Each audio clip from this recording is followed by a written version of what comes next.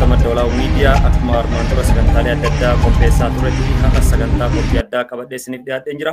Qophii keenya addaa har'aa keessattuu Oro 360 wajjin tamsaasa kallattii gara foddaa Madda Miidiyaatiin qophii addaa qopheessinee dhiyaannee jira. Qophiin keenya har'aatti osoo hin darbin duratti keessummaa keenya nagaa gaafanneen boodatti isaan erga wal barreen booda sagantaa keessatti deebina. Assalaamu alaykum wa rahmatullahi wa barakatuh. Oro 360 baga nagaan dhuftan. Waalaikum salam wa rahmatullahi wa barakatuh. Madda Walaabuu Miidiyaa galatoomii affeerraa naagoteeti miidiyaa keerana dhiyeessuudhaaf ulfaadhu. Ayyee galatooma dhuguma dubbachuuf Oro 360 yookaan immoo Oro 360 sagantaalee adda addaa qophiilee adda addaa qopheessaa turtanii garasitti osoo hin darbin duratti Oro 360 maqaa masootii maqaan keessan ka Oromoon ittiin beeku hammaatiin ittiin beeku erga wal barannee boodatti daawwattoota keenyaan kallattiidhaan erga wal barre sagantaa keenyatti deebina. Oro 360 maqaa masooti maqaan keessan kan dhugaa eenyudha eessa dhalattanii eessa guddattan? Oro 360 illee maqaa masootii miti maqaa miidiyaa hawaasa keenyaati. Miidiyaa keessattuu sagalee uummata keenyaa akkasuma hawaasa keenyaa keessattuu hawaasa musliimaa sagantaalee garaagaraa qopheessuudhaan miidiyaa beekamudha. Akkasitti hubadhaa fi ani maqaan kiyya Usmaan Amboo jedhama. Akkuma yoo si gabaabsee wayyaa natti fakkaata. Egaa galatooma namni hedduun isin beekaa marsaalee hawaasummaa keessaayyuu gara TikTokii fi gara YouTubee fi Facebook irrattis marsaalee hawaasummaa akkasumas immoo rakkoo hawaasa keenyaa kallattiilee adda addaatiin keessa mari'achuu keessatti hojiilee adda addaa dalagaa turtanii jirtanii qoodas furachaa turtanii jirtan jechaadha. Inumaayyuu yeroo adda addaa sagantaalee adda addaa irratti qophiilee sagantaa hawaasa keenyaaf tumsuu keessatti hirmaachaa namoota turan keessaa fi yeroo ammattis marsaalee hawaasummaa irratti keessaayyuu daa'ilee gurguddoon Oromiyaa irraa iddoo isaan jiranitti yeroo deeman sagantaa qopheessuudhaan nama dorgomaa tokkollee hin qabnedha. Waan hundaafuu baga nagaan dhuftan isiniin jechuun barbaadaa irra deebi'ee asumaan immootu Oro 360 maatii warroon hin taanillee maatii ta'a isiniin jennaan miidiyaan Oromoo jabaachuun dirqama. Meegaa duraan dursee moggaasa maqaa Oro 360 kana maalirraa Oro 360 kun maalirraa moggaasuu dandeessanii akkamitti moggaastan kan jedhus gaafii jalqaba erga isin gaafadheen booda sagantaa keenyatti deebina. Mee Oro 360 maalirraa bu'uuressuu dandeessan yookaan mootu maalirraa moggaasuu dandeessan? Hayyee galatoomii Oro 360 kun Oro jechuun Oromiyaadha walumaa galatti gabaabseetuma maqaa gara YouTubeetiinis gara peejiitiinis gara TikTokiitiin illee hawaasni beekudha. 360 jechuun yookaan 360 jechuun kuni waan hedduutti hiikkachuu dandeenya. Waggaan tokko guyyoota 360 illee qaba. Qaamni namaa kun humna 360 qaba. Akkasumatti marsaa waan tokko wanta feete haga tokko haa xiqqaatu naannoon isaa guutuun 360. Walumaa galatti miidiyaa Oromiyaa guutuu hammatu Oromiyaa guutuudhaaf yaadu Oromiyaa guutuudhaaf waa hojjetu jechuu barbaadeeti. Yeroo tokko warri gara kaaba Itoophiyaa kun Ito 360 jedhaniiti miidiyaa hundeessanii. Miidiyaa isaan Ito 360 jedhanii yoo hundeessanii isaanii dachii biyyitti sun qabdu guutuu walitti qabataniiti maqaa xiqqoo saniin yaamachuu barbaadan kabar godhanii wama ofii qofa beeksifachuudha ka barbaadanii lakki nutis biyya of dandeettu Oromiyaa jedhamtu qabna waan jedhu yaadni akkasii mataa keessanaa dhufe. Kanaaf Oro 360 ka jedhee ani moggaase kanaaf Oromiyaan biyya of dandeettuudha biyyitti biraa yookiin sabab sablammiin biyya sanii guutuun irratti hirkatee jiraatu biyya of dandeettuudha biyya saniifis biyya biraatiifis geettu Oromiyaani. Ammoo maqaan Itoophiyaa jedhu kun irra fe'amee ijaarraa hedduuf akkasumatti maqaa Itoophiyaa jedhamu malee maqaan Oromiyaa jedhamu biyyitti guddoon hawaasni guddaan maqaan isaan dhagahamne kuni anis akka nama lammii kanaatitti waan tokko kara kiyyaamee haa dhagahamu waan jedhu yaaduma akkasiitiin ka'ee Oro 360 jedhee dhimma sabaa irratti hojjannaa dhimma amantii irratti hojjannaa dhimma diinagdee irratti hawaasummaa irratti siyaasa irratti wanti miidiyaa kanarratti hojjetamne hin jiru wanta keessatti akka nama hawa amantaa qabutti amantaa kiyyaa diin kiyyantuu hin dhetti wanti miidiyaa kanarratti hojjetamne hin jiru waan saba kanaaf ni ta'a jedhame kamuu xiyyeeffannoo guddaadhaan waan hawaasaa dhimma hawaasaa kamiyyuu hawaasummaa diinagdee fi amantaa isaaniitillee osoo nama kamiinillee hin jenne amantaa fedhe yoo qabaate yaada isaa dhufee Oro 360 irratti ibsachuu mirga guutuudha qaba. Amantaa fedhe qabaatee dhimma sabaa kana haga ta'etti jechuudha. Kana si ibsu barbaada gabaabsee. Egaa akkuma dhaggeeffachaa jirtan sagantaa tamsaasa kallattii gara foddaa madda olaa'uu miidiyaatiin kan gochaa jirru turtii obboleessi keenya Oroo 360 Usmaan Amboo wajjin. Egaa Usmaan Amboo sagantaalee adda addaa keessaa dhimmoota amantaatiin wal qabatee Oromoo fi Oromiyaa dhimmoota irratti hojjechaa turre. Dhimma amantaatiinis wal qabatee amantaa koo qofaa miti amantaa obboloota koo Oromoos of keessatti amadhee sagantaa adda addaa qopheessaa ture jechaan jira. Keessaa yoo yaadaddaa bara 2016 bara 2018 keessa akkasuma bara 2022 keessa gaafa rakkoon akka malee atakaroon keessa amantiidhaan Oromiyaa keessa gaggeeffamaa ture abbootii amantaa biyyoota alaa jiran kallattii adda addaatiin luboota adda addaa namoota dubbisaa turan keessaa miidiyaa fakkeenyummaa guddaa qabudha. Galatooma ulfaadhaa isiniin jedha dhuguma dubbachuuf sagantaalee adda addaa qopheessaa turtan akkasuma dhaabbata jirru faawundeeshin obboleettii teen amma maqaa isaaniillee yaadachuu qabdu isaanillee namoota addeeruufoo jiru jedhama. Addeeruufoo jiru akkuma beekamu hospitaala Gobbaa namoota daawwachaa turan keessaa isaan tokkodha. Misooma biyyattii keessatti dinagdee biyyattii keessatti akkaawuntibeetii shamarree fudhattee hojjechaa jirtu. Kan miidiyaan Oromoo quban qabne yeroo jalqabaaf namni ol baase miidiyaa kanadha. Gootota keessaa kan akka Hiriyyaa Koloneel Alii Cirrii biyya UK jiraatan namoota gurguddoo asirratti argaan turre. Hayyuu amantaas nama Booranaati namni sun asirratti hirmaataa ture. Namoota hedduun asirratti argaan ture akka nam tokkootti. Galatooma ulfaadhaa isiniin jedha. Oroo Digital Services keessaa Oroo 316 hojiilee adda addaa dalagaa turtanii jirtan. Kana bukkeetti ammoo hojii ogummaas mee asirratti hojii ogummaa dabalataan isin qabdan marsaalee hawaasummaa irratti argaa turre waan taateef. Maatii horatuu tokkotti wantoonni an dalagee ittiin jiraadhu ogummaa wantoota mudawwara garaagaraa dizaayin godhuudha. Tishartiilee garaagaraa bifa hawaasa keenya fakkaatuun dizaayin godhuudhaan koofiyyaa garaagaraa dizaayin godhuudhaan waan hedduu dizaayin godhaa. Kanuma wanti gabaabsee si himu yoo jiraate akkasuma loogoo garaagaraatis namoota dhuunfaa barbaadaniif hojjeta.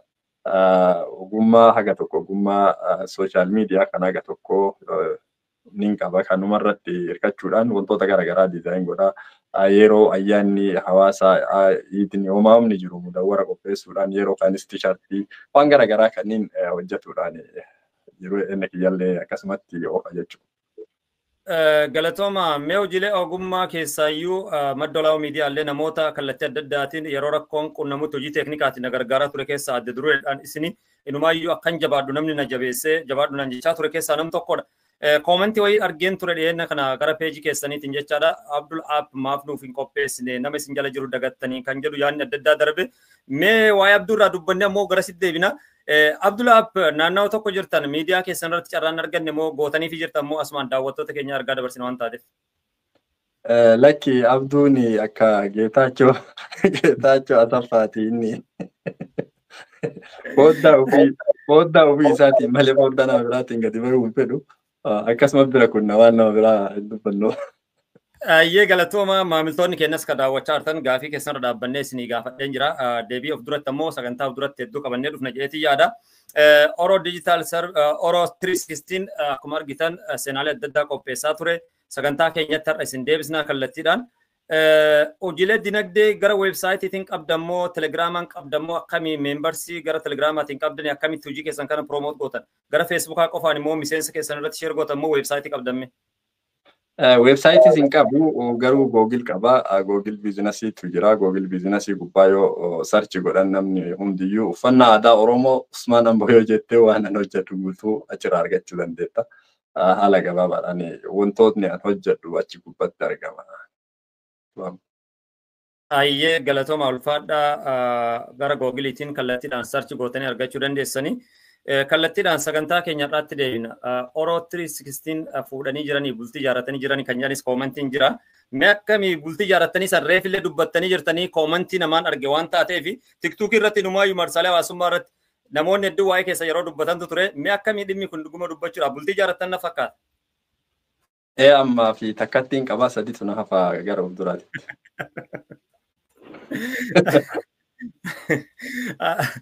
Dhageessanii jirtanii inshallah rabbiin ittiin isin haa ga'u nu warri tokkoon fuudhiin hin jirra rabbiin ittiin nu haa ga'u nullee isinillee rabbiin ittiin haa ga'u rakkinnaa miti waan hundaafuu jidduudhaan taphachaa sagantaa geggeessina jedheetii ulfaata galata. Abbaa ilmaan sadiitii ammoo ispeesni ka fuudha sadiitu na hafa ittiin.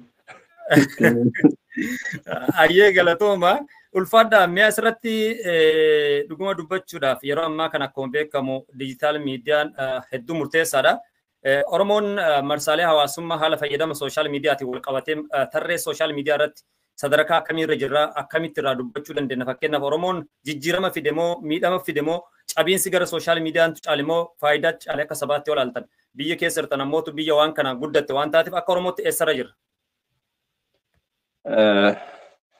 Yaa gaafii hedduu gaariidha. Gaafii kana silaa iddoommaan irraa kaasanillee nama dhiba gaafii kana akkuma itti irraa dubbatanillee namni hedduulleen irraa dubbataa waa'ee itti fayyadama sooshaal miidiyaa yookaan miidiyaa hawaasaa jedhamu kana. Silaa ani waan kana akkitti jal'isnus akkitti dubbannus waan nu dhibeeru jira. Miidiyaan gara tokkoon faayidaan isaa faayidaa guddaadha hawaasa tokkoof. Miidiyaan mana barnootaati, miidiyaan mana daldalaati, miidiyaan mana beekumsaati silaa hawaasa beekee akkasitti itti fayyadamu. Ammoo miidiyaan hawaasa kennaa fi bakka jeequmsaa, bakka xiqqeennaa, bakka arrabsoo, bakka itti safuun hawaasaa itti bade, bakka itti eenyummaan hawaasa kennaa itti jijjiirame, bakka itti akhlaaqni yookaaniif haala amalli dhaloota lafaa dhufu itti bade ta'ee jira akka hawaasa kennaatti. Ani yoo laalu silaa afaan Oromoo kana akka afaan Ingiliffaa kanatti ka beekamu taatee wanti miidiyaan cufti wanni ati irra dubbatte guutuun ka tiransleet ta'eetiin miidiyaalee abbootii miidiyaalee hawaasaa kanaaf ka dhiyaatu taate namni afaan Oromoo dubbatu miidiyaa kanarratti waan argamu natti hin fakkaatu. Maaliif jennaani miidiyaa kana irra jirra. Biyyoota addunyaa tana guutuu waliin miidiyaa irra jirra. Namoota akka keenyatti, akka hawaasa keenyaatti, akka jenereeshinii keenya kanaatti, hawaasa illee jechuun dandeettu jenereeshinii sooshaal miidiyaa kanatti haala dogoggoraa, haala hamaa, haala kufaatii guddaa keessa jiru takkallee hawaasa biraa irraan arge. Hawaasa East Afrikaa fudhadhu, Afrikama guutuu fudhadhu, biizinasa ittiin dalagatanii, afaan guutuu beekanii, afaan Ingiliffaa beekanii, carraa dhufe kamittuu fayyadamanii galii isaanii ittiin argatu. Keenya kun wanni inni ittiin argatu tokkolleen kan jirre, wanni ittiin argataa jiru xiqqeenna, wal salphisuu, wal arrabsuu, guddaa xiqqeessuu, xiqqaa karaa irraa balleessuu, barnoota wal dhoowwuu, yeroo ufii balleessuu, yeroon qabeenya, yeroon beekumsa, yeroon waan hunda yeroon ammoo yeroon dhaloota keenya jenereeshinii nuti amma keessa jirru kun yeroon isaa qisaasa beekumsi beekaan feete gadi bahee miidiyaa kana gubbaa gadi jirsu qisaasa yoo ati har'a ammootu waan hamaa tokko qabattee miidiyaa irra gad dhufte wanni sirraa bitamu waan hamaa sani yoo ati hayyuu aalima biyyiti qabdu abbaa feeti miidiyaa kana gubbaa gadi fidde namni sirraa fuudhu namni sirraa dhageeffatu hin jiru. Namni dhageeffatamu nama irra wallaalaa, irra xiqqaataa, irra badaa fokkataa addan baafannetu miidiyaa kana gubbatti dhageettii horatee beekaan dhagahamuu dadhabee, aalimni dhagahamuu dadhabee, iyyiinsi warra wallaaltotaa dachii tana balleesse. Miidiyaa kanarratti beekamtii argachuuf ati wallaalaa ta'utu barbaachisa. Wallaalaa nama homaa waan fokkataa fi waan gaarii addan baafanne yoo taate qofa beekamtii miidiyaa kana gubbatti argattaa agarree zabana kana waan hedduu nama qaanfachiisu. Hawaasa amala tiisisaa qabu agarre. Amala tiisisaa bakka chaafuu ol guutu, bakka chaafuutitti wal fixu agarre. Jenereeshinii akkasittu miidiyaa kanarra guute jenereeshiniin kenna kun. Ammallee yoo ati dhugaa itti hima rakkoo keessa jiru itti hima jette akka nama fayyaa qabu gabaa guutuu keessa gabaa guutuu hawaasa yookaan nama 100 maraate keessa atiin tokkochi fayyaa jirtuu si fakkeessa jechuudha. Dhugaa jiru yoo ati itti himtu. Qabeenyi hawaasa keenyaa miidiyaa gubbaa qisaasame. Beekumsi hawaasa keenyaa miidiyaa gubbaa qisaasa ta'aa jira. Beekumsi hayyoota keenyaa waqtiin hayyoota keenya hawaasa keenya miidiyaa gubbatti dhumaa jira. Jenereeshinii gara nu duubaatiin dhufu maaltu akka dhufu wanti tilmaaman nama dhiba jechuudha. Kaleessa jenereeshinii wayii dhaloota iskuula keessan laaltee biyyatti tun gara fuulduraatti abdii wayii qabdi jettaa. Dhaloonni waa barataa jira jettaa. Dhaloonni wal arrabsaa jira. Dhaloonni wal xiqqeessaa jira. Dhaloonni safuu walirraa mulqee qaanyii keessaa wal baasee wal kuffisaa jira. Dhaloota amma wal kuffise kana keessaa wanni duubaa dhufu maal akka ta'e wanti jettee ibsituu fi yaaduu dandeettu iyyuu hin jiru jechuudha. Gara sooshaal miidiyaatiin hawaasni keenya akkam jira yoo ati jette harka 100 keessa harka takka wayii gara miidiyaatiin fayyadamaa jirra yoo siin jedhe harka 99 miidiyaadhaan kufnee jirra. Paarsantii 99 miidiyaadhaan kufnee haala amalli jenereeshinii dhaloota keenya ammaa kuni badee barnoonni dhabamee kufaatii guddaa keessa jirra.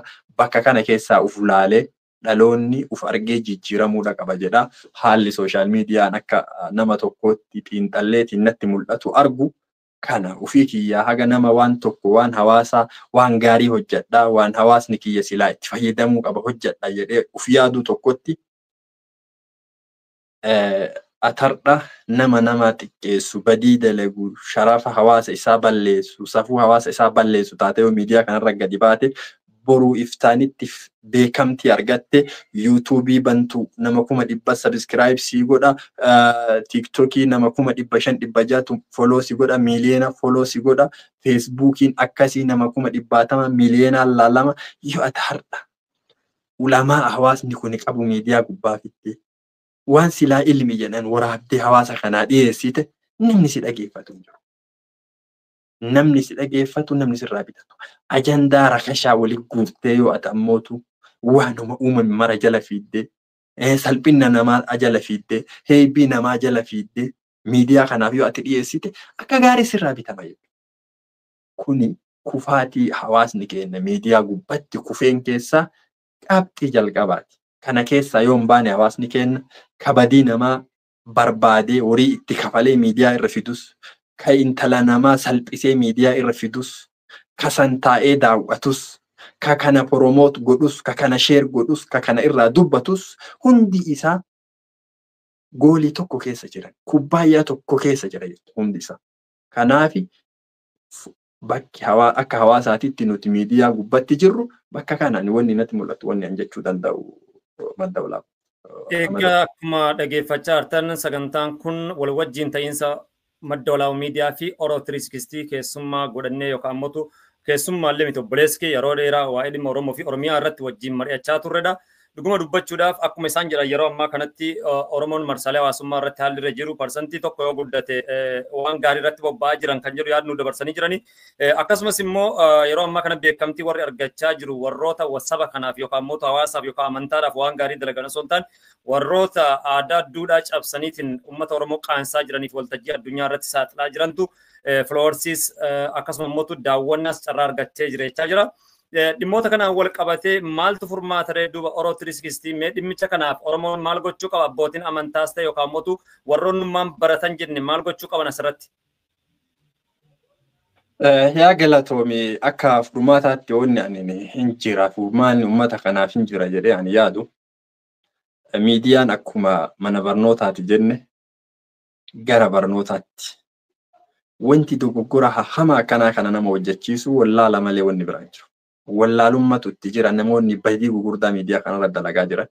Namni wallaala hin qabne waan badaa fi waan gaarii gargar baafatee beeka. Isaan nam badii gurguddaa hawaasa kanarra dalagaa jiran, dhaloota laamshessaa jiran, dhaloota dalagaa dhoorganii, barnoota dhoorganii, halkaniif guyyaa ajandaa tola tokko hin qabne guyyarraa ajandaa oomishaa oolanii. Yoo har'a tokko badiin tokko dhufee eessanillee itti iyyanii du'aanni gorsee hayyuun gorsee namni waa beeku gorsee afoo dhaabatee sun baddee san dhaabne jedhan ka biraattu asiin burqa.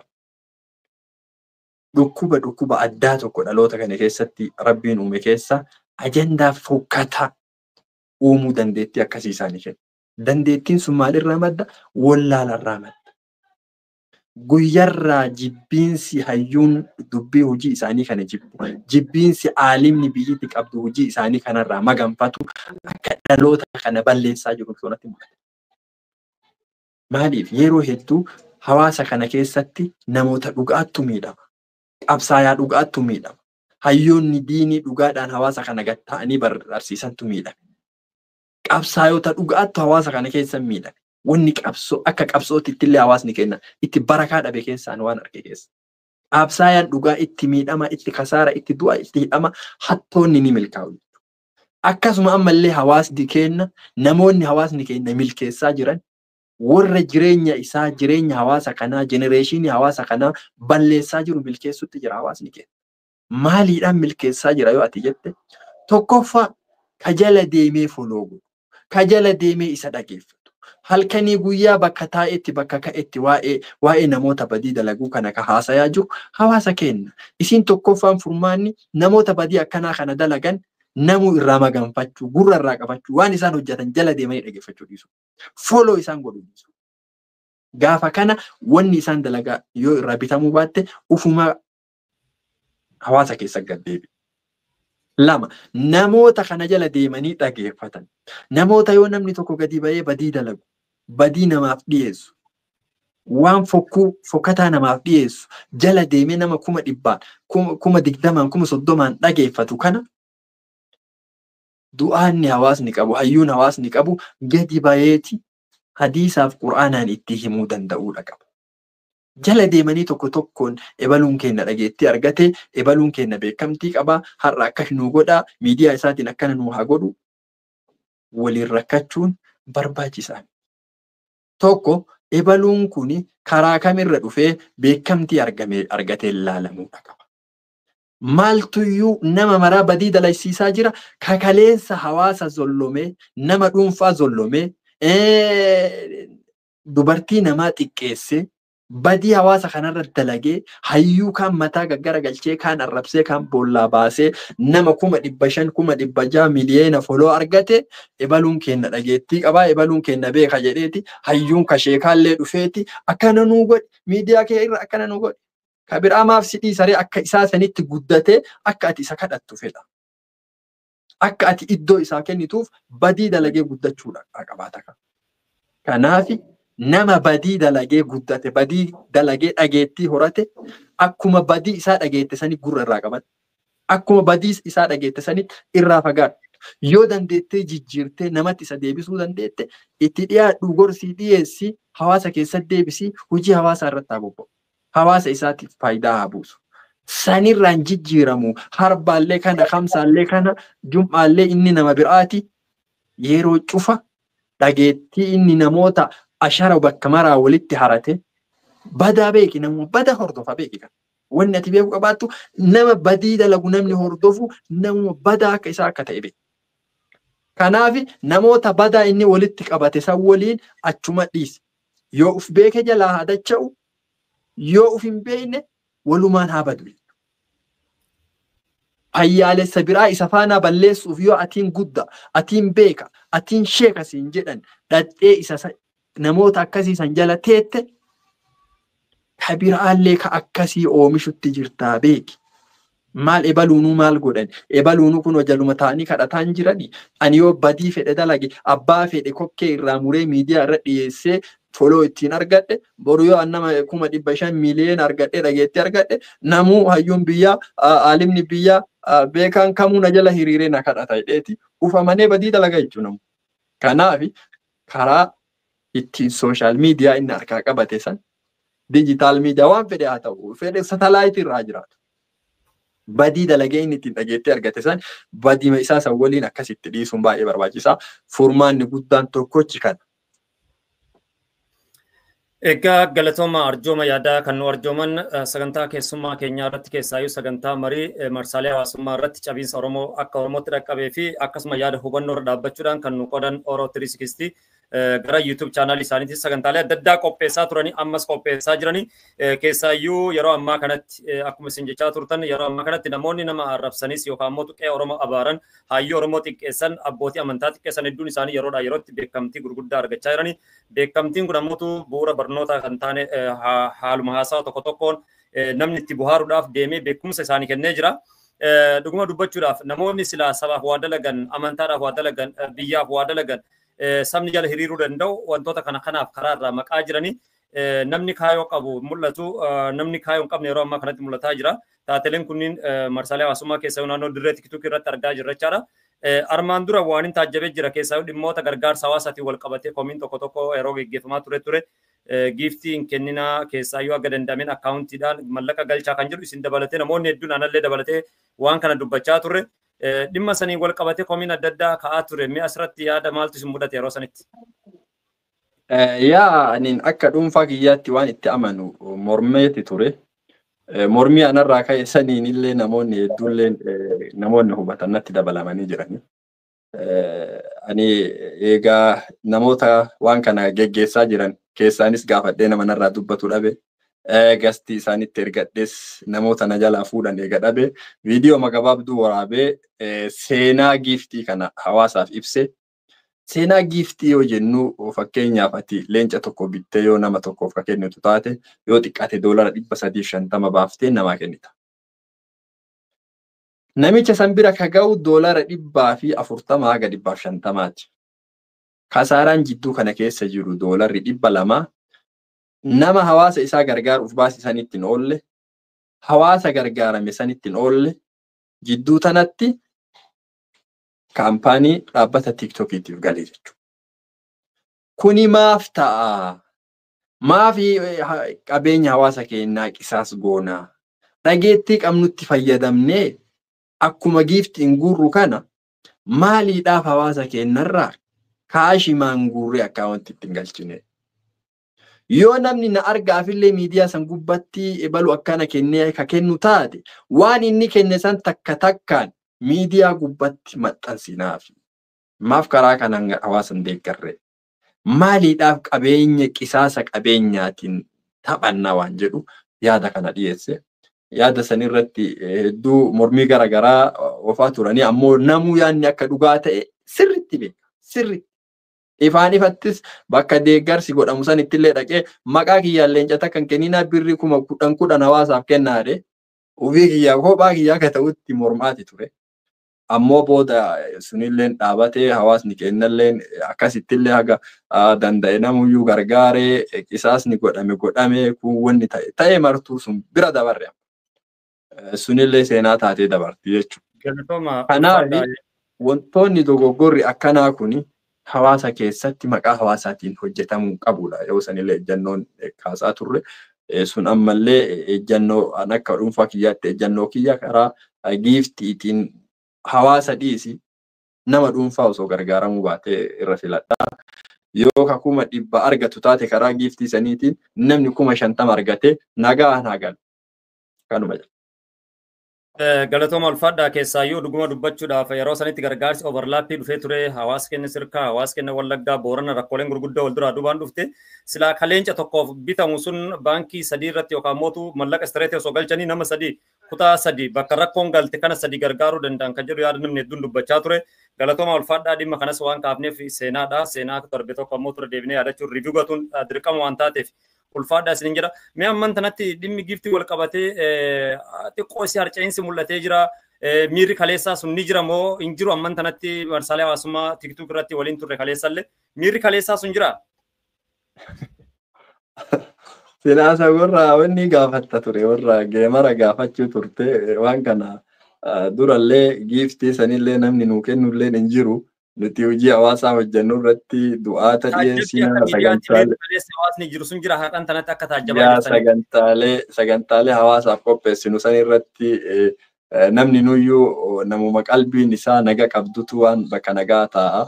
Yoo bakka giiftii namni kumni jiraate nu bira namuma 200 jiraataatu hin beekta kana. Kanaaf ammoo miirri sun wanni hin jijjiiramne hin jiru. Akkaawuntiin isaa harkaa gogeetiin jalaa dhaabatellee baay'ee jira. ka akka kasaaraa dalagaa jirullee argee jalaa dhaabatellee ni jira. Haa ta'u mirqaanni durii akka duriitti namni leenca 5-6 ulfaanaa si gadhiisu suni miidiyaa kana gubbaan jiru dhaabatee jira. Alfaadha dhuguma dubbachuu fi gara marsaalee hawaasummaatiin namoota yaada gurguddaa dabarsaa jiran akkasumas dadhabbii gurguddaa gaggeessaa ture Oromoo 360 galatooma alfaadha isiniin jedha. Miidiyaan Oromoo gama diinagdeetiin uwwisa diinagdee irratti maal fakkaata? Fakkeenyaaf miidiyaaleen Oromoo hedduun isaanii yeroo rakkatan argaa jirra. Waan akka istooraa kanneen waan akka shooppaa banachuudhaan yookaan mootu meembarsii horachuudhaan riikaaf argatuun hin danda'amne akkamiin miidiyaaleen Oromoo ilaallu hedduun isaanii kufanii jiranii kan akka Oromiyaa Miidiyaa Neetwoork kufanillee jechuu baannu ni jiranii. Akkamitti riibiildi hoggatuu dhaban madda diinagdee ta'ee tajaajilaa jira biyyaan jiru kanaan miidiyaan hoolseelara mataa isaanii qabanii shooppiraayita mataa isaanii qabanii wanni kun ammoo maamiltoota isaaniitiif osoo hin taane hojjettoota isaanii ittiin qabachuu fi akkasuma immoo humna diinagdee isaanii jabeeffachuuf. Mee akka miidiyaa Oromootti maal keessa jirra yeroo ammaa kanatti? Yeroo hedduu miidiyaan Oromoo rakkate jechaa qofa dhagaa jirra. Galatoomii gaafiin kunillee gaafii guddaadha. Gaafii miidiyaan yeroo kamiyyuu hawaasa irratti hirkata. Irra caalaan isaa ati yoo Aljaziiraa kana fudhatte membersii mataa isaa qabaatee wanni irratti hawaasuma irratti hirkata haga sadarkaa of danda'ee waan garaagaraa galii dhaabbataa qabaatuu danda'utti hawaasuma irratti hirkata.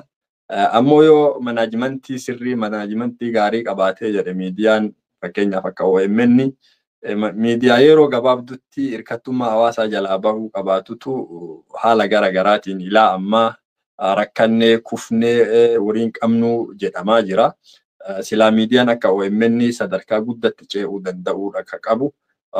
Sadarkaa biizinasa biraatti ce'ee biizinasa saniin of jiraachisaa hojii hawaasaatis hojjetaa galii gara hawaasaatiin argamus argachaa gara digital miidiyaatiin galii argatus argataa satellaayitis kafalaa hojjetaafis kafalaa sadarkaa deemuu danda'u gubbaa ga'uu bakka danda'utti haga ammaatti kiisima hawaasa isaa irratti hirkatee kufaatii yeroo garaa himama.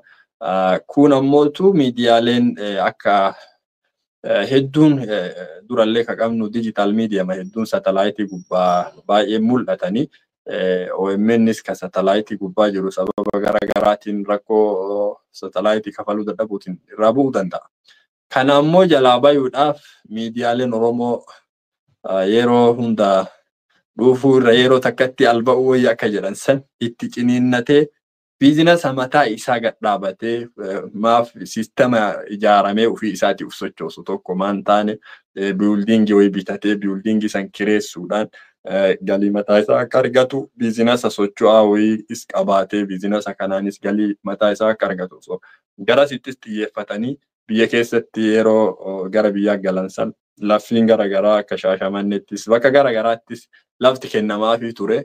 Sani lafaa miti istuudiyoonuu diigamee achi OMN biyya keessa ari'ame. OMN irratti xiyyeeffannee yoo dubbanne OMN miidiyaa hawaasa kana ifatti baasee yeroo jalqabaatiif hawaasa kana miidiyaan faayidaa akka qabu agarsiise keessaa isa tokko. Amma ammootu haalli OMN irraa mul'atu baay'ee tokkollee nama gammachiisuu baatu.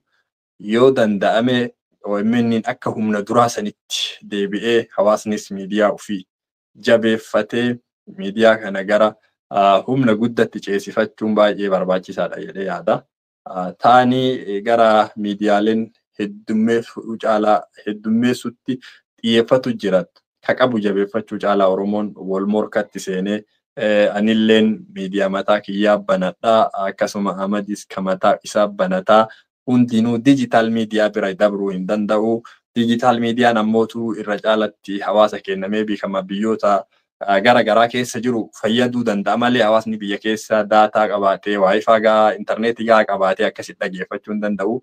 Satellaayitii fi bifa FM bifa reediyootiin osoo qabaanne hawaasa keenya daraan sagaleen hawaasa kanaa bakka cufa gahuudha dandeetti ture. Keessattuu OMN xiyyeeffannoon isaa osoo gara FM gara akkasuma gara raadiyoo fi satellaayitii hawaasa isaa bira ga'aatiin ture.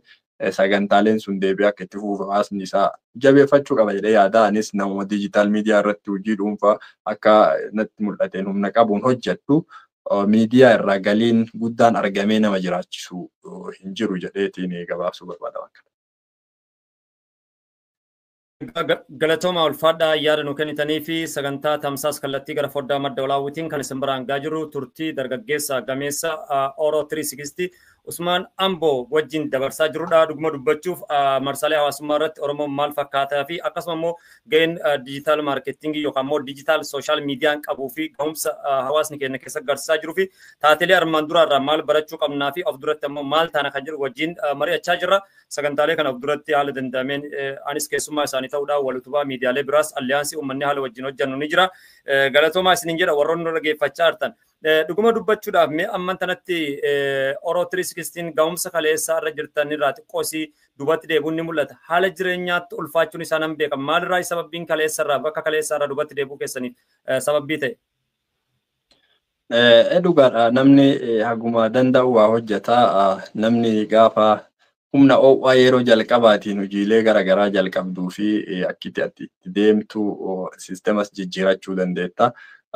Yeroo duraan gara miidiyaa kanaa dhufnee hawaasa waa hojjennu yookiin kophaa kiyyafa jira amma maatii dabaladhee yookiin waggaa 2 dura ilma tokko qabnaa ilma lammeessinaa ni sadeessinaa akkasumatti humniti gara miidiyaatirraa qabu gara humna maatii kiyyaatti illee deebi'uun akkasuma gara miidiyaatiinis haga danda'u sochoosaatuma haga duraa irraa humna wanti hir'isuu fi lafti keessa jirrus akkuma siif galu lafaa akkuma ollaa biyya teenna jirru lafuma laaftuu akka biyya teennaati. Kanumaa fi wantoonni garaagaraa haalli garaagaraatiin mijaayu. Namni mana hidhaa keessa iyyuu taa'ee waan guddaa hojjeta jechamaaf biyya baqaa keessa teenneeti haga dandeenyu waa hojjenna malee humna miidiyaa yookaan fi ittiin hojjennu qabaannee miti. Akkuma atuu beektu mana jireenyaa keessatti ijoollee teenna boochisaatuma hawaasa waa dalayna.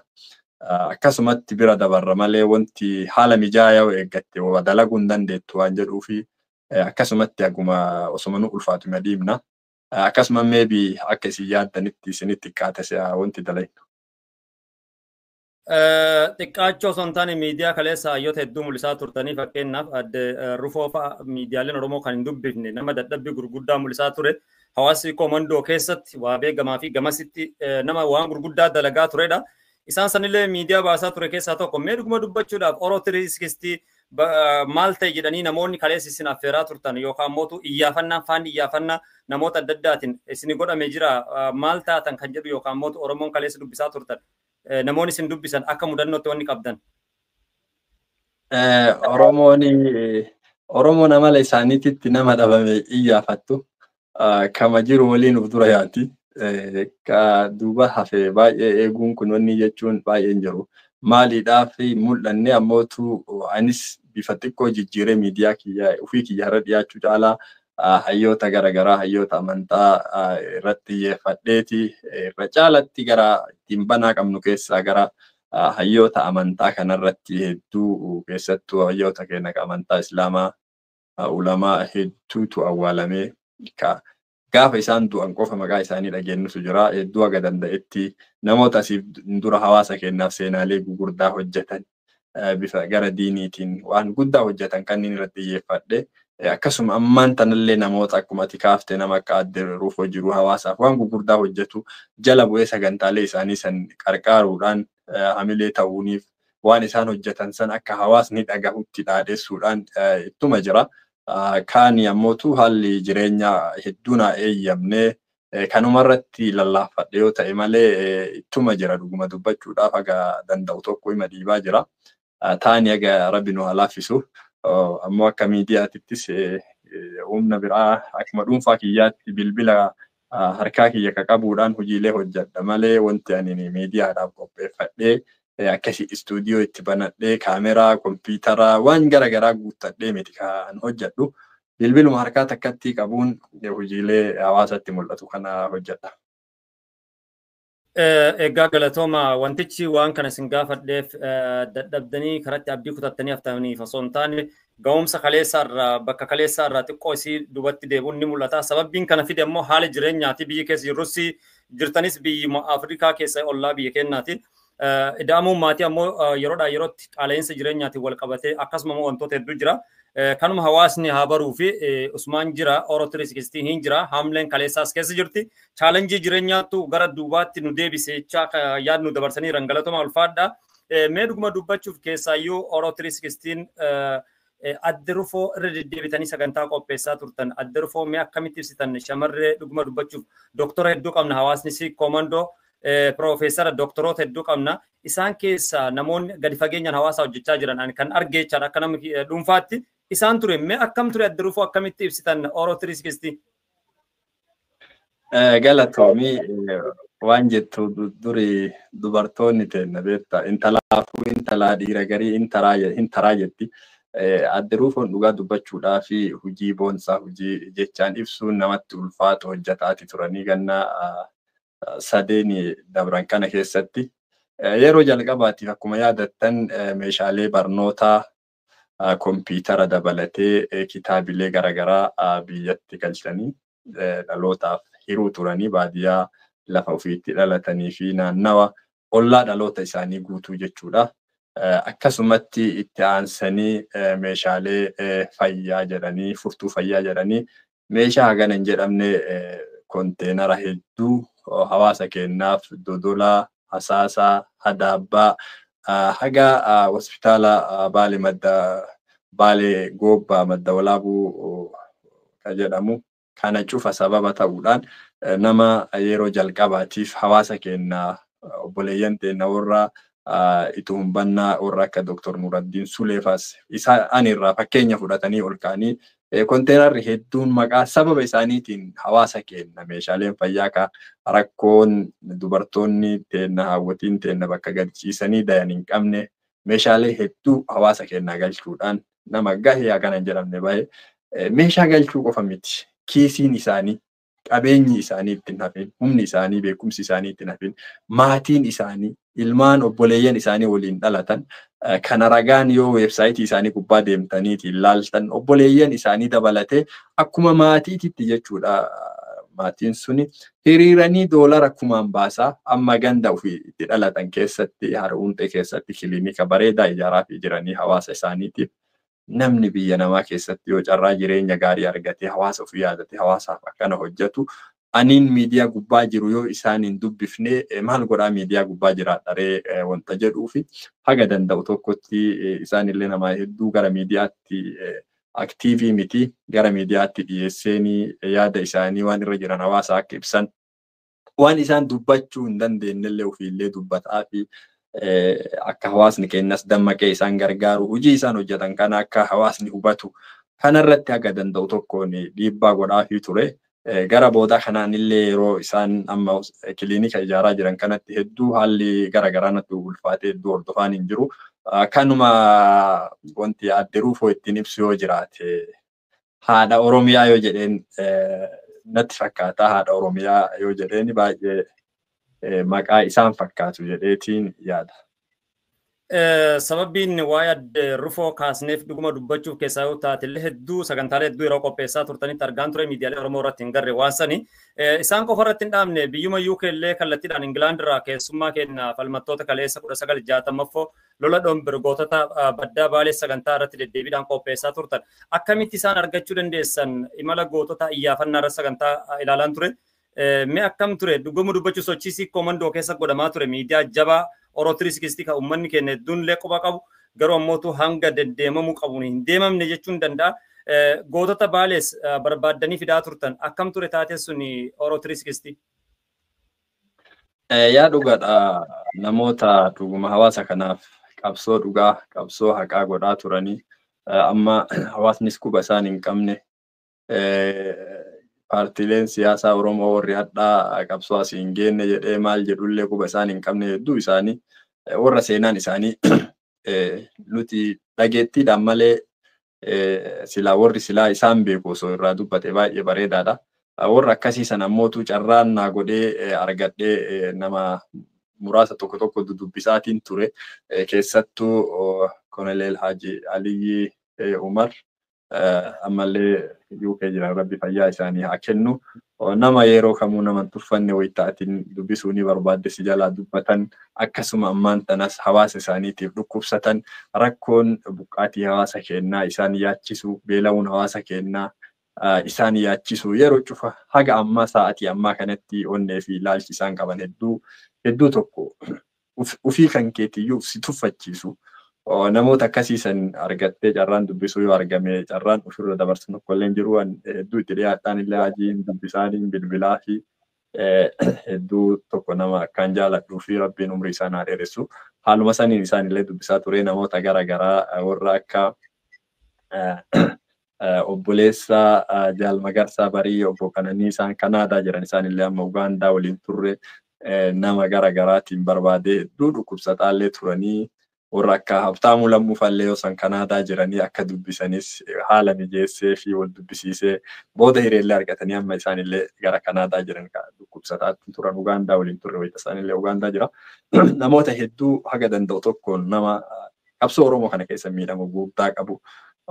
Amma biyya tana jiranii Haji Seifuu, Haji Abdaa Garaadoo namni cufti beeka qabsaa'ota ganamaati Haji Seifuun sun akkasii biyya kana keessa jiranii. Ani haala hedduun na ulfaata malee namoota qabsaa'ota gameeyyii kanneen hedduu beekaa haalli ammootu ani itti isaan dhiyeessuu fedhu haalli waan namni jeufneef hedduu irraa qusadhe malee nama hedduu qunnamtiidha qabaa namoota gurguddaa hedduudhaan wal baradhee jira carraa garaagaraati. Kanaaf ammoo haalli an keessa jiru akkaataan ani itti isaan dhiyeessuu barbaadu haalli naan eeyyamuwaa fi xiqqoo irraa gabaabadhe malee hojii hedduu hojjechuu akka danda'us ni beeka. Ammoo gara miidiyaa kanaan namoonni yeroo takkaafillee akka seenaatitti miidiyaa kanaaf jedhanii na bira dhaabatan Aadde Ruufoo fakkeenyaaf Aadde Ruufoon nama na bira dhaabatee miidiyaa kana jabaa dhodhanii namoota muraasa wajjin bilbila harkaa bitanii uummata naa kennedha. Namoota santu akka seenaatitti namni miidiyaa kanarra na gargaare jechuudha. Gargaarsa tokko maleetti haga rabbiin alaafis tokko dhiibaatuma ture jechuudha. Galatuma ulfaadha warroonni dhagaa jirtan sagantaa tamsaas kallattii gara madda miidiyaatiin Oro 360 wajjin turtii goonedha. Argaa jirtanii hanqinoota jiran hanqinoota jireenya baqattummaa dandamachuudhaan namoota qaroo sabaataan gootota baddaa baalee dabalatee walumaa galatti inumaayyuu hayyoota Oromoodhaa kan dhokatan daangaan osoo hin daangeffamin namoota hedduu dubbisuudhaan akkasumas namoota kaleessa dhokatan yeroo Habtaamuu Kanaadaa turettis hayyoota kan akka dubbisan haala mijeessuu itti fufan keessaa nam tokkodha. Dhuguma dubbachuudhaaf dhimma kanarratti uummanni keenyas hordofee subscribe qofaa miti maatii enjoy jechuudhaan akka jajjabeessan abdiin qabna. Kanaaf uummanni Oromoodhaa tokkummaa keenya jabeessinu isiniin jechaatiin akkasitti sagantaa keenya irratti hanqinoota teeknikaa darbanii nu qunnamaniif nuuf qolchaa isiniin jechaatiin sagantaan keenya akkuma itti fufee jira turtii gaarii isiniin jedha hanqina teeknikaati jidduu nu qunnamee nuuf qolchaa irra deebineetiin mee asirratti dhuguma dubbachuuf Oro 360 keessaayyuu taatilee hedduu bira darbitanii jirtanii amman tanattis haamlee hojiitu isinirraa mul'ata haala chaalenjii jireenya baqattummaa akkasuma qaaleensi jireenya biyyuma jiru kanatti biyya guddoo tanattu wantoota hedduu jira. Anumaayyuu biyya dalagachuu danda'u kan maatiin qabniti waa hedduu chaalenjiin gurguddaan jira miidiyaa hoggaa jiru namni kenna asirratti yeroo bareennee dhufnu waa hedduu jechuu danda'ani miidiyaan tokkoffaa hayyoonni irratti hirmaachuu qabanii lammaffaa xinnisa dinagdee barbaachisaa sadaffaa xinnisa yaadaa barbaachisaa kanneen guutuyyuu hagammaatti naannoo keenya keessaa walumaa galatti naannoo sii komandoo kanatti wanti akkasii sun hin jiru.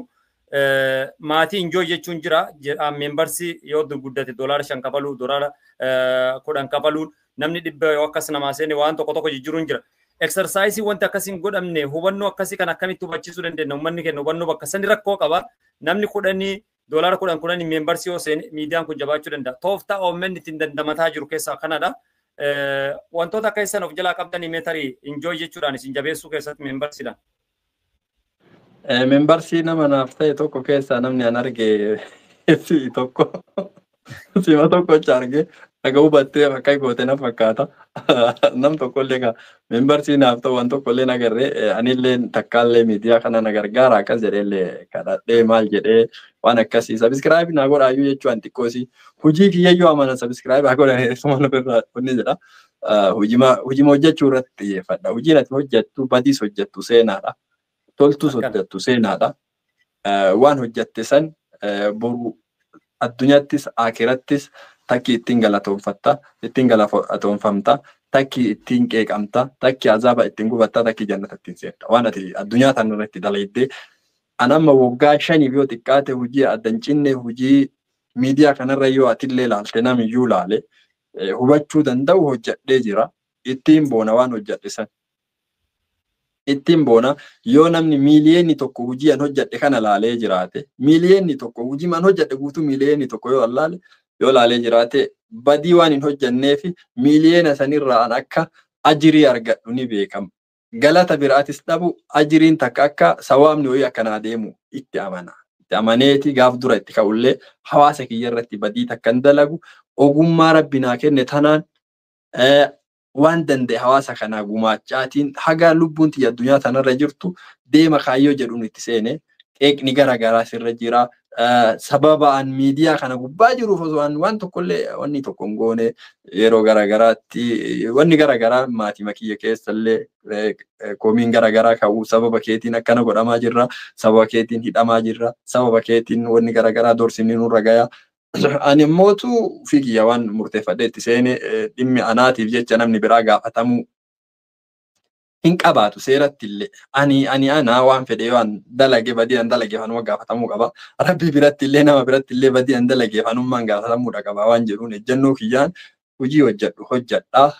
Kanuma gara miidiyaatiin hawaasni kenna hamilee iyyuu sii kennuu hedduu hin beeku. Hamileema waan biraa horiidhaan si gargaaruu dhiisi.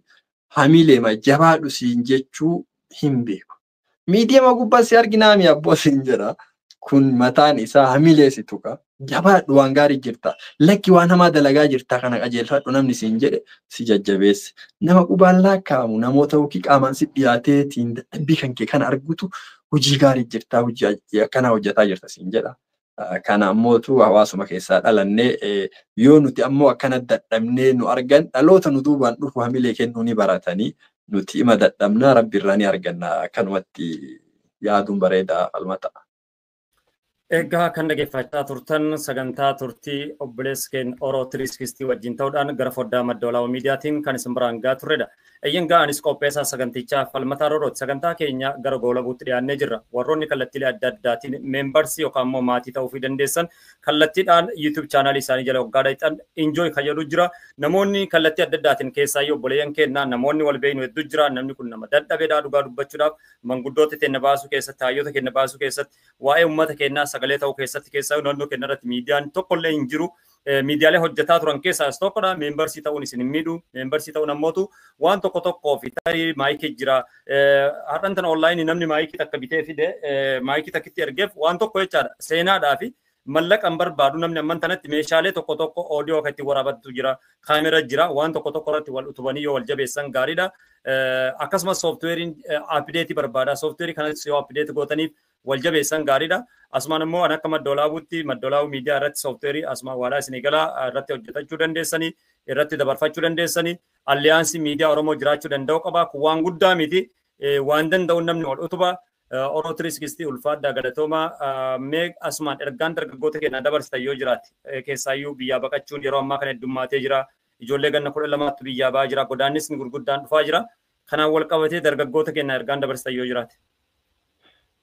Hayyee hedduu galatoomii falmata dhugaa dubbachuudhaaf asiin durallee waan hedduu waliin hojjetaa turre miidiyaa kanarratti osoo hin taane kan ol beennu keessaan hedduu waliin hojjetaa turre hedduu hamilee walii ta'aa turre atis akkasuma sooftuweerii bittee yeroo garaagaraatti anillee sagantaalee garaagaraa ittiin dhiyeessaati ture wal gargaaruun imeelii walii kennee wal gargaaraatiin turre jirra. Ammallee akkasuma jedhaa jirta hedduu galatoomii hubachuu kan keettuyyuu kana si goosisa. Dhugumaan yoo akka kan kee kanatti onnee walii bal'annee walitti dhiyaannee jenne waan guddaa waliin hojjechuu dandeenya akka namoota miidiyaa kana gubbaa jiraniititti hedduu galatoomsiin jedha dura durso. Itti aansee dhaamsa akkamii dargaggoota akka keenyaatiif dhaamta waan jetteefi dargaggeessi ammaa waan hedduu keessa jira waan hedduu. Akka guutuu walitti qabdee jenereeshiniin kun jenereeshinii badan jenne namoota qaqqaalii hedduutu keessa jira. Akka ammootu dhaloota nagahaatiin jenne fokkataa hedduutu keessaa bahe. Ka haala amalli isaa garreetitti qabattu illee garrummaan atitti qabattu. Kanaani wallahi wanni jennuuni wanni nama godhu wanni ilma namaa si jechisiisu hojii ati hojjettu amaloota ati agarsiiftu akhlaaqa keettu ilma namaa si jechisiisa malee foon ati uffattee akkanatti uffattee bareeddee nama taatee badii dalaguudhaan sheexana siin jedhan kun saree siin jedhan yoo ta'u maqaa sirraa jijjiira namni achi ilaale namni jedhamtu nama hojiin kan kee namatti urgaayu dubbiin kan kee namatti mi'aayu amalli kee haalli kee adabni kee dubbannaan kan kee ajeelu jechuudha. Tokkoffaa dubbii kennaa tolfannu. Lammaffaa dhimma nun galchine dhimma jireenya dhuunfaa namaa dhimma eebii namaa yookaan waan namaa waan silaa dhokachuu qabu baafnee addunyaa itti yaamneeti. Itti wal affeerree akka beeyta allaattii takkatu waraabessatu yoo raqawii argu kacadhisee silaa nyaachuullee danda'u kophaa isaa nyaatee quufuu danda'u yuusee waraabessa biraa itti yaama. Kophaa isaa nyaachuu ni danda'a jal'ise. Yuusee waraabessa fira isaa xiixee itti yaama akka kabiraallee dhufee isa waliin nyaatu. Gurmuuqa.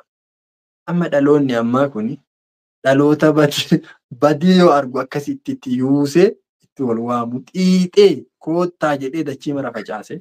TikTokiin ammoo saffisa qaba kanarratti riippoorti gatee riikoomandi gata. Kana keessaa mee baane waa sattaruu waa dhoysuu mee waan wayii xiqqeessinee bira dabruu yoo yookiin obboleettiin tantee takka dogoggora isiisan sattartee fi yoo ati dhagarte yookaaniif ufumaa genereeshinii ammaa kana keessaa hedduun ufumaa dogoggorsiisee ufiillee faanaa dogoggora sadaffaa hawaasa guutuu dogoggorsiisa. Jalqaba dogoggoruun badii dalaysiisu. Yoo dhuguma jaalalti wayiis jiraatte wal jaalatanis karaa dogoggoraa san keessa waliin seenuu irraa dhaabachuu isiinis innis. Eega san seenanii gabbaasanii hawaasa biratti dogoggora biraa badii biraa dalaguu dhiisu. Sanumarraanillee namnummaan tokkollee yoo gabbaasee wal salphisee salphina gara garaatiitti wal dhiyeessellee duukaa dhattee anatu akkana salphate jechuu dhiisuu dhaqabti obboleeyyan teennaa waan hanna. Dogoggorri guddaan kasilaa namni dhibbi tokkollee sin agarre nama miiliyeeni dhibba akka si argu badii kan kee rakkina kee dogoggora kan kee akka si argu ka godhaa jirtu si mataa kan kee ta'uu beeki.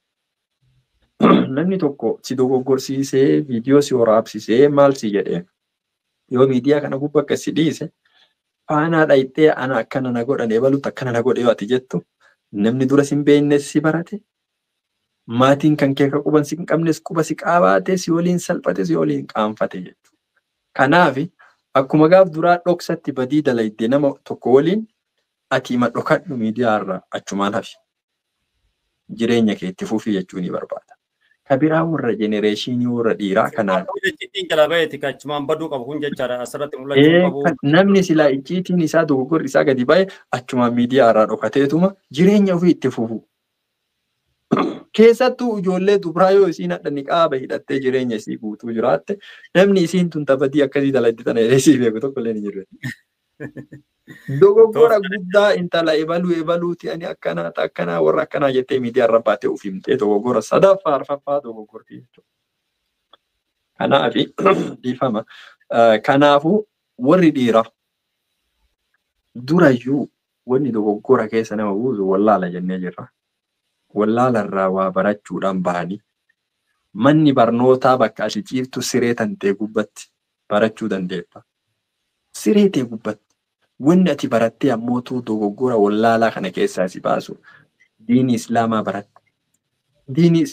Diini islaamaa barattee ammootuu barattullee itti hojjedhu waan dhageette sanii hojjedhu.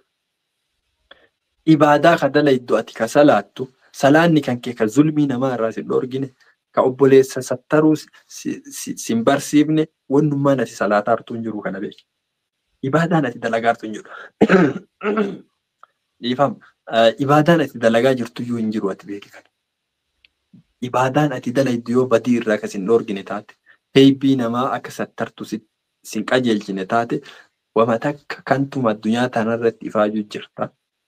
Kana of laalladhuun jedhaanii falmataa keenya hedduu galatoomii sagantaa bareedaa kana nu Asirratti qopheessite. osoo hin xumurin dura Oro 360 keessaayyuu wanti si galateeffadhu jira. Obboleettii teenya Rahmaa sagantaa wayii qopheessite turte biyya Kaanaadaarra. Seenaa isiin beeku ture dhugaa dubbachuuf ilmaan isii sadarkaa san ga'uu isaanii infoormeeshina sanarraa argadheen bilbilee fi baga gammaddee sadarkaa san seenee har'aan boodatti haadha baluu siin jedhe sadarkaa jedhullee ga'ee jira. Hedduu galatoomii obboleettii teenya naannoo tokkodha. Garuu ammoo agamtakka ganamni walii hubannoo hin qabne citii san baaftanii akkasii dubbisuu keessaniif hedduu gammadee wallahi bilbilee viidiyoon sun feesbuuk irra deemaa ture. Kana kun wanni miidiyaan nama barbaachisu ulfaadhu wajjin guddachuu qofaa miti. Itti aansuudhaan yeroo hedduu yuutuubii hoggaa jedhan namni ilaalcha adda addaa qaba. Yuutuubiin bakka doktoroonni gurguddoon jiranii, piroofeesaroonni gurguddoon jiranii. Mee yuutuubii akkamitti ibsitan Oro 360? yuutuubiin akkaawuntii baankii jechuu dandeetta. Akkaawuntii baankii yoo siin jedhu waan ati keessa ol kaawwattee haga tokko yoo mootummaan sun cabee sin saamini waan jiraatu. yuutuubii jechuun istoora seenaa keetii jechuu dandeetta. Istoora seenaa kan kee nama dhuunfaa qofa osoo hin taane istoora seenaa hawaasa keetii gochuu dandeetta. Istoora amantii kan keetii godhachuu dandeetta. Istoora biizinasa keetii godhachuu dandeetta. Ammootu kwaalitii isaa eeddee kana godhuu ka dandeettu. Yoo kwaalitii isaa kana eedne taate isuma sanuu ofirraa balleessuu dandeetta. Kwaalitii isaa jechuun hojii mataa keetii hojjattee hojii mataa keetiitiin miidiyaa kanarratti akka hattuun takka miidiyaa kan kee kana si harkaan fudhanne istoora kan kee kana si harkaan fudhanneetti yoo hojjatte seenaa bara baraan taa'u jechuudha. Hadha yoo ati itti gabarreessitee Oro 360 jette hojiin an hojjadhe Facebook irra dhattee yoo sarchi goote yuutuubiin si dhufuu danda'a. Googil irratti bakka feete yoo ati sarchi goote si dhufuu danda'a. Bakka feete teettee jechuudha. Maaliif kun istoora seenaa hawaasa keetii uummata kan keetii ta'a jecha waan hawaasa kan hojjettu seenaa dhuunfaa keetii hojjettus akkasuma barnootas yoo ka hojjettu akkasuma yuutuubii jechuun ani gabaabumatti istoora waan hunda keessa kaa'achuu dandeettu jedheetiin ibsuu danda'a. Galatooma keessaa armaan dura nan yaadadharallee 2022 keessana fakkaataa sagantaa moonitaayizii kiyyarratti hirmaachuudhaan shamarroota hedduu gorsitanii shamarroota san keessaa shamarroonni yoo xiqqaate nama 20 yookaan 30 tilmaamamanii mindaa mana arabaati isaanii kafalan caalaa yuutuub irraa argataa kan jiratu jira jechaadha. Ijoollee ebelo jedheetiin maqaallee kaasuu baadhu viidiyoo kanneen arganii. Kanaaf dhaamsi ijoollee shamarran biyya arabaatti itti dabalaan amta yoo jiraate ogummaa qaban waan taateef nyaata bilcheessuu beekan waan taateef biyyattis galanii waan kanaan hojjechuun mala waan taateef ergaan dabarsitaniif yoo jiraate namoonni hedduu sa'aatii hedduu tiktok irra taa'u irra yuutuub irratti ijoolleen gaafa gorsitanii milkooftee jirti. Fakkeen Aminaa Shoo furachuu dandeenya, Dastii furachuu dandeenya, Ummu Ajaa'ib furachuu dandeenya, ijoollee gaafsanii Wabii furachuu dandeenya, Mucayyoo Amboo maqaan Galaanee yaadachuu dandeenya. Namoota hedduudha. Ijoolleen gaafsan gorsitan hedduun isaanii har'allee sadarkaa gurguddaa irra jiran anumaa bira iyyuu darbanii sabiskiraayibiidhaan jecha sa'aatii waan qabaniif mee gorsi dabarsitan yoo jiraate. Hayyee galatoomii dhaamsi kun ijoollee biyya Arabaa qofaaf osoo hin taane namuma miidiyaa kamiinuu keessattuu miidiyaa yuutuubis haa ta'u tiktok feesbuuk dijitaal miidiyaa kana cufayyuu keessatti waa hojjetaniif dhaamsa tokko wal fakkaata hedduun namaa itti dogoggoru jiru dhaamuufi barbaada. Tokkoon kennallee akka umuriin kenna achi deemuun hojiillee hojjannutti yookiin itti boonna yookiin ittiin boonna yookiin nu boochisa yookiin nu boonsisa. Hojiin nuti har'a daqiiqa ammaa hojjetaa bira dabarru akka umuriin kenna ol deemuun akka hubannoon kenna dabaluun yookiin nu boonsaa deema yookiin nu qaanfachiisaa deema. Kanan dagatina. Akkasuma waan ati deebitee gaabbitee jijjiiruu hin dandeenye hojjetaa bira dabruu dandeetta. Gaabbiteetiin jijjiiruu hin dandeenye. Dhaloota kana keessaa nama hedduu dogoggorsiiftee bira dabruu dandeetta. Irra hedduun xiyyeeffannoon gara miidiyaa kanatti jiru obboleeyyan teenya warri yuutuubii irrattis waa hojjetu. Maal namni narraa dhageeffataa malee maaltu hawaasa keenya fayyadaa xiinxallaa keessa galchaan jiran. Maaltu narraa dhageeffatama yeroo ammaa namni maal dhageeffachuu fedhaa malee maaltu iyyuu hawaasa kiyya fayyada maaltu ana akiraa kiyyaafillee na fayyada kabaja kiyyaafillee maaltu na fayyada laallataan jira. Maaltu dhageeffatama yoo jenne waan badiitu dhageeffatama. Heebii namaattu dhageeffatama yeroo ammaa.